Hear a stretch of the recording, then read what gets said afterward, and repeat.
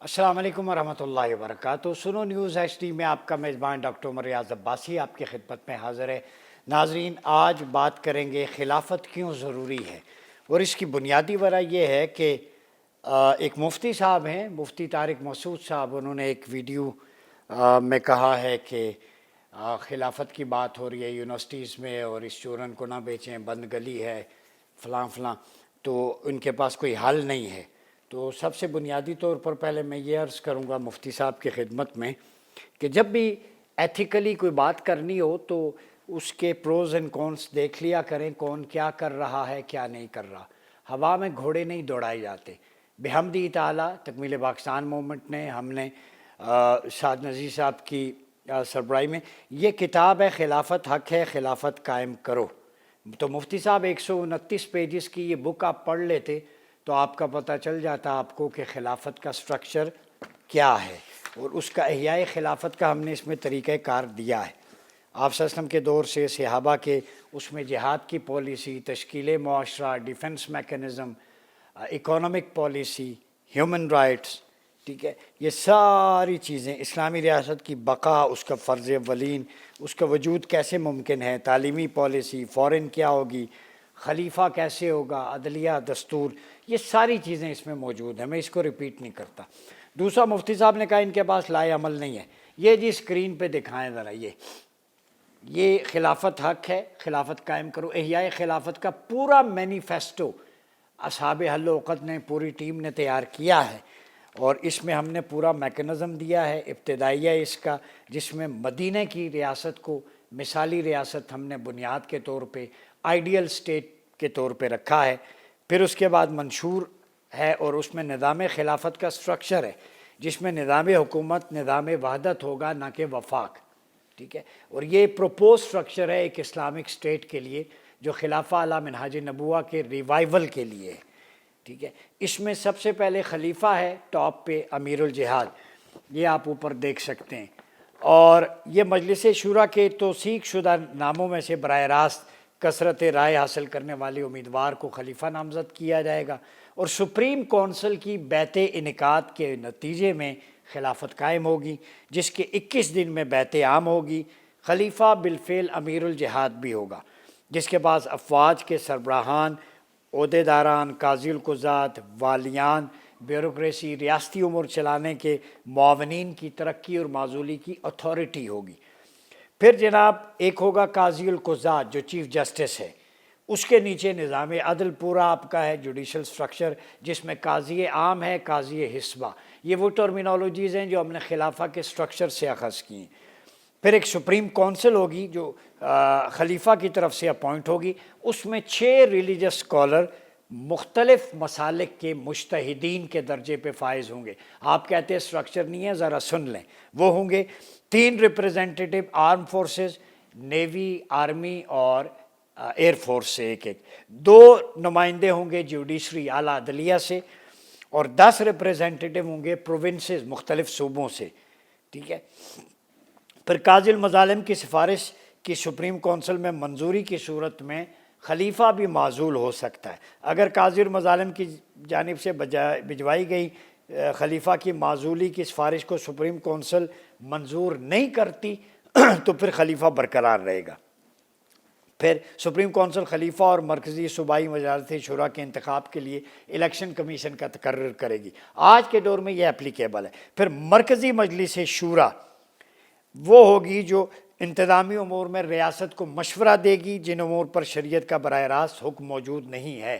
ये subject specialist होंगे, असहाब हल वक़्त होंगे, right person for the right job. फिर काज़ी मज़ालिम है जो आवाम की शिकायत का इज़ाला करेगा और काज़ी मज़ालिम के पास इस्लाम से इनहराफ की सूरत में खलीफा को माजूल करने का इख्तियार भी होगा, ठीक है। फिर उसके बाद है अपॉइंटेड बाय खलीफा मुआविनीन होंगे, जिनको हम मिनिस्टर्स आप कह लें। अफवाज, उनका नज़्म व नस्क, फिर पुलिस अफवाज का ज़ैली इदारा होगा। फिर मुंतज़मीन होंगे जिसमें ज़राअत से तालीम, ख़ज़ाना, ज़कात, सनत व तिजारत, साइंस एंड टेक्नोलॉजी, ये सारे उमूर की निगरानी होगी। और फिर वाली में डिस्ट्रिक्ट एडमिनिस्ट्रेटर्स, आमिलीन, सूबाई मजलिस शूरा और नाज़मीन। ये पूरा स्ट्रक्चर मुफ्ती साहब अगर चाहें तो हम आपको पेश करते हैं। دوسرا آپ کہتے ہیں کام نہیں ہوا. مفتی صاحب آپ میرے خیال میں ابھی اس وقت ثانیہ عالیہ کے طالب علم ہوں گے جب میری پہلی کتاب 2005 میں پولیٹکس ان اسلام چھپ چکی تھی، جس میں اسلام کا پورا خلافہ کا structure, governance model, how the مجلس شورا سلیکٹ دا خلیفہ، پوری اس کی پری ریکویزٹس میں نے دے دی ہیں. Election of caliphate, 43 articles of constitution of Medina, پورا دستور مدینہ میں نے دیا ہے. ٹھیک ہے.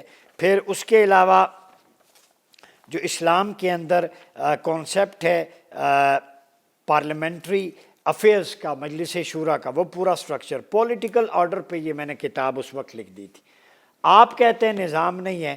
یہ میرے آرٹیکلز آبزرویشن ان دا پاکستان آبزرور میں پورے 35 آرٹیکلز ہیں جو اسلام کے گورننس کے ماڈل پہ، خلافہ پہ چھپے ہیں، مختلف ڈائمنشنز، جیسے discourse of self accountability in Islam, احتساب کا اسلام میں ذکر، technological advancement, civil and religious liberties, یہ پورا خلافہ کا سٹرکچر ہی ہے.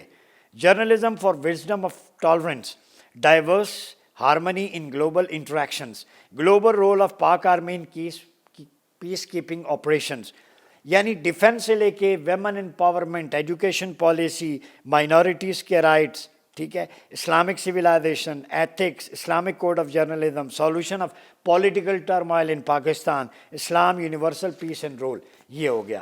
پھر اس کے بعد مدینہ ماڈل فار پاکستان، یہ کتاب حال ہی میں میری چھپی ہے اور یہ مختصر سی ہے، تقریباً آپ کے 75 پیجز پہ. اس پہ پورے کا اسٹیٹ آف مدینہ کا سٹرکچر ہے، Medina model, applying the governance and socio economic framework of Medina in Pakistan. یہ کیسے اپلائی ہوگا؟ گورننس اور سوشو اکانومک فریم ورک جو مدینہ کی ریاست کا تھا پاکستان میں، پورا بیان کر دیا ہے. ٹھیک ہے. Concept contextualization of the study, Pakistan socio economic challenges in the light of مواخات ڈکلیریشن، کانسٹیٹیوشن کیا ہوگا، انکلوسیونیس، ڈائیورسٹی، میثاق مدینہ سے. ٹھیک ہے. Governance model of Medina, assembly, شورا، ٹھیک ہے، پاورٹی ایلیویشن، ویلفیئر، ٹھیک ہے، propose strategy for applying the Medina model in Pakistan. جو اسٹریٹجیز پروپوز کی گئی ہیں وہ بھی میں نے اس کتاب میں بیان کر دی. مفتی صاحب یہ آپ کے لیے یہ کام ہوا ہے. پھر Islam and wild life, rights, well being and treatment. آپ تو کہتے ہیں نا کوئی اسٹریٹجی نہیں ہے، ہم نے ethics related to living creations بھی بیان کر دی ہے میں نے اس کتاب میں. اسلام اینڈ وائلڈ لائف یہ بھی دے دیے. پھر آپ کہتے ہیں میکنزم نہیں ہے، global dialogue and reconciliation from Islamic perspective, یہ چیلنج اینڈ فیوچر پروسپیکٹ. ہم نے خلافہ لا منہاج نبوہ اور ریاست مدینہ کے ماڈل کے اندر گلوبل ڈائلاگ کیسے کرنا ہے، اسلام کی فورن پالیسی بھی اس میں دے دی ہے. آپ کہتے ہیں ان کے پاس اسٹریٹجی نہیں ہے. یہ تو میں نے 5 کتابیں اپنی، خلافت کا منشور اور احیاء خلافت پہ آپ کو بتا دیا ہے. پھر دوسری بات آپ نے انکار کیا ہے. دیکھیں خلافت جو ہے یہ اللہ رب العزت کا حکم ہے. میں آپ کو بتا دوں سورہ بقرہ کی چیدہ ورس نمبر 30 کے اندر وَإِذْ قَالَ رَبُّكَ لِلْمَلَائِكَةِ إِنِّي جَاعِلٌ فِي الْأَرْضِ خلیفہ، انسان کی نیابت کی بات کی گئی ہے اس آیت کے اندر. آپ نے اس کا انکار کیا ہے. پھر سورہ نور اس کی ورس نمبر 55، وعد اللہ الذین آمنوا منکم وعملوا الصالحات لَيَسْتَخْلِفَنَّهُمْ فِي الْأَرْضِ كَمَا اسْتَخْلَفَ الَّذِينَ مِنْ قَبْلِهِمْ وَلَيُمَكِّنَنَّ لَهُمْ دِينَهُمْ الَّذِي ارْتَضَىٰ لَهُمْ وَلَيُبَدِّلَنَّهُمْ مِنْ بَعْدِ خَوْفِهِمْ أَمْنًا يَعْبُدُونَنِي لَا يُشْرِكُونَ بِي شَيْئًا وَمَنْ كَفَرَ بَعْدَ ذَلِكَ فَأُولَٰئِكَ هُمُ الْفَاسِقُونَ. یہ 24 نمبر آیت مفتی صاحب آپ کے کان کھولنے کے لیے کہ تم میں سے جو لوگ ایمان لائے اور نیک عمل کیے، 2 شرطیں، مومن ہو اور عمل صالح کرتا ہو، ایٹریبیوٹس اچھے ہیں، ان سے اللہ کا وعدہ ہے کہ ان کو ملک میں اقتدار بخشے گا، ایمان والوں. تو اس کا مطلب ہے مفتی صاحب اپنے آپ کو دیکھ لیں، آپ نے خلافت کی مخالفت کی ہے تو خلافت کی مخالفت بے ایمان، طاغوت اور سرکشی کرتا ہے. مومنین کو تو اللہ کی خوشخبری ہے کہ انہیں خلافت کا وعدہ، جب اللہ پرومس کر رہا ہے تو کسی مفتی یا مولوی مائی کے لال کی کیسے جرت ہو سکتی ہے کہ وہ نفی کرے خلافت کی. اس پہ میں غصے میں آؤں گا چونکہ آپ نے قرآنی آیت کی اپلیکیشن کو غلط اور تردید کرنے کی کوشش کی. آپ اپنی سوشل میڈیا ریٹنگز اٹھانے کے لیے نوجوانوں کے دل سے وہ خلافت و امت کا درد، خلافت جوڑتی ہے جمہوریت توڑتی ہے، 77 سال سے کیا دیا۔ میں جمہوریت کے مفاسد پہ پوری کتاب لایا ہوں۔ اگر آپ کہتے ہیں خلافت اور جمہوریت، یہ میرے پاس پوری کتاب موجود ہے، جمہوریت کے مفاسد پہ بہت ساری آراء موجود ہے۔ مثلا میں ایک رائے آپ کے سامنے رکھتا ہوں۔ قدرت اللہ شہاب جب جھنگ میں ڈپٹی کمشنر تھے، 1952 کی بات ہے، یہ جمہوریت کے مفاسد سنیں مفتی صاحب، جس کو آپ ڈیفینڈ کر رہے ہیں، کہ آپ کہتے ہیں کہ مہینے بھر سے الیکشن کے موسم میں سارے صوبوں میں تبادلوں کا ہیضہ پھوٹا ہوا تھا۔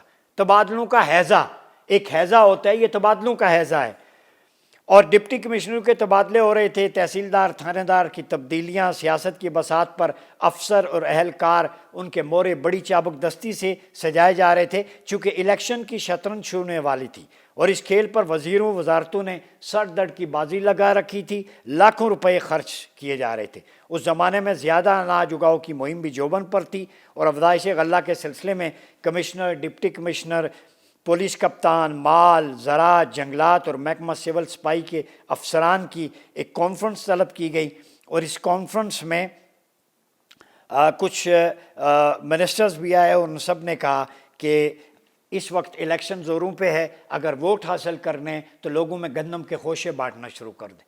یہ 1952 میں گندم کے آٹے کے تھیلے پہ ووٹ بکتا تھا۔ یہ ہے آپ کی جمہوریت، ٹھیک ہے؟ اور جب لوہے کی بند صندوقتیاں ٹوٹ جاتی ہیں تو نااہل امیدواروں کے نام پڑے ہوئے ووٹ تناسخ ارواح کے اصول پر لائق فائق امیدواروں کے بکسوں میں منتقل ہو جاتے۔ یہی جھرلو ووٹوں کی جعلی پرچیاں بنوا دیتا تھا، اور اس جھرلو کے فیض سے ووٹوں کی تعداد ووٹروں کی تعداد سے کئی گنا بڑھ جاتی تھی، اور اسی جھرلوں کی برکات سے افسروں کی ترقیاں ہوتی، تبادلے رکتے، عزیزوں، رشتہ داروں، توفیلیوں کو نوکریاں اور امپورٹ اور پرمنٹ ملتے۔ اس نظام نے آپ کو غلاظت میں دھکیل دیا ہے۔ اور پھر محمد اسد جو بہت بڑے نو مسلم سکولر ہیں، انہوں نے اسلامی ریاست کی تشکیل جدید، مفتی صاحب مطالعہ کیا کریں، لائبریری میں جایا کریں، 751 صفحات پہ یہ آپ کے دماغ کے بند دریچے اور کھڑکیاں کھولنے کے لیے یہ کتابیں میں لایا ہوں، ان کو پڑھیں۔ پاکستان کے لیے اور امہ کے لیے پروپوز اسٹریٹجی آف خلافہ ماڈل موجود ہے۔ اب آپ نہ اپنائیں تو الگ بات ہے۔ 1924 تک جب تک خلافت تھی، امہ کے اندر نہ کشمیر کا مسئلہ تھا، نہ فلسطین کا تھا، نہ کوئی اور پرابلم تھا۔ جب خلافت ٹوٹی تو یہ سیکٹیرین وائلنس اور دیگر ایشوز آئے۔ تو آج ہمیں کوشش کرنی چاہیے کہ اگر دوبارہ ریوائیو کرنا ہے امت مسلمہ کی ساکھ کو، تو ہمیں خلافہ علی منہاج النبوہ کی ایسنس کو لینا پڑے گا، امیر غریب کے فرق کو، سٹیٹس کو مٹانا پڑے گا، چونکہ اشرافیہ کی سٹیٹس کو کی اسلام کے اندر کوئی گنجائش نہیں ہے۔ خلفائے راشدین کے دور میں دیکھیں، عاصم بن عمر کے بیٹے کو اگر یمن کا حاکم ہار تحفے میں بھیجتا ہے تو آپ کہتے ہیں توشہ خانے میں جمع ہوگا، یہ عوام کی امانت ہے، میں خلیفہ ہوں، تم میرے بیٹے ہو۔ تو جب اس قسم کا احتساب ہوگا تو ملک آگے بڑھے گا۔ تو اس جمہوریت نے، مجبوریت نے، جبر نے آپ کو سیلاب، خودکشیاں، خود سوزیاں دی ہیں، نہ صحت کی سہولیات ہیں، سودی معیشت پہ آپ چل رہے ہیں، عوام ٹیکس دے رہا ہے، غریب کا خون پسینے کی کمائی نچوڑ کے آپ نے کر دی ہے۔ لہذا ہمیں خلافہ علی منہاج النبوہ کی طرف لوٹنا پڑے گا، چونکہ حالات ایسے ہیں کہ شاعر کہتا ہے کہ میں خون بیچ کے روٹی خرید لایا ہوں، فقیہ شہر بتائے حلال ہے کہ نہیں۔ اپنا بہت خیال رکھیے گا۔ اپنے میزبان ڈاکٹر عمر ریاض عباسی کو اجازت دیجیے۔ اللہ حافظ۔